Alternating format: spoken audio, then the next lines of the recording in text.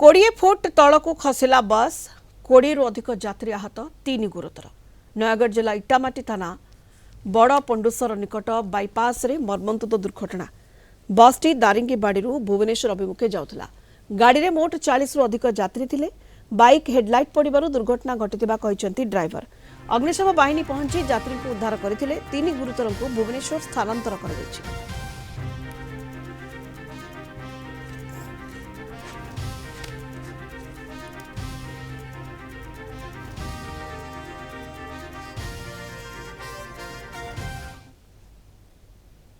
जाऊली Bhubaneswar Raikar Bhubaneswar जाऊली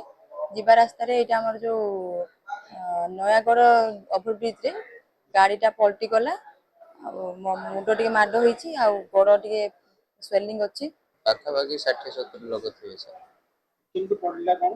sir गाड़ी T speed थी रात जना पड़ू ना आम तो भितर बसलु ड्राइवर शोथे ना कौन है तो कहीपर कंक्रीट लगी बिल पड़ जाए गाड़ीटा मुझे दारिंगबाड़ी भुवनेश्वर आसती नयागढ़ बाईपास रास्त दुटा पल्सर बैक हम्स पाखे जो स्पॉट लाइट मारे मत देखा न जाऊ से डिवाइस बाड़ हो गाड़ी पलटिला गाड़ी